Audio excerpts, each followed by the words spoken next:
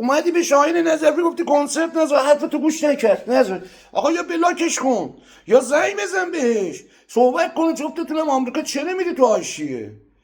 درسته دمت هم علی کریمی مشتی هستی، مال ملالت گذشتی اومدید یه قرار رو اون اسکی بری که جون از جون بالاتر نداریم. طرف نه من میتونم ادعا کنم نه تو میتونی ادعا کنی. مبارز همه داخل ایرانن که جونشونو دادن. همه کاری نکرده، ما وظیفمونه صدای مردم ایران باشیم. هر کسی یه دلیل نمیشه که تا دیروز جاویدچا میذاشتی الان جاویدچا هم نمیذاری، برای خود تیم درست کردی فلان درست کردی، به همه هم که انگ سپاهی میچسبونی. من که نمیتونی چیز کنی. خب تو از کی خط میگیری؟ تو از کجا اومدی؟ تو چرا داری اینجوری میکنی؟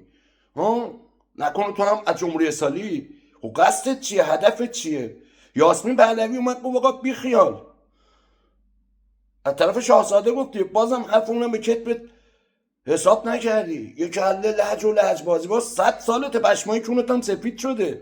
بس دیگه. این همه ما جوون کشته دادیم، این همه اعدام کردن، تو حالا اومدی برای خودت چی میگی؟ و ول کن آقا. شاهین 3 بار 4 بار بهش گفتی آقا خون دیگه بس دیگه، حرفتو گوش نکرد.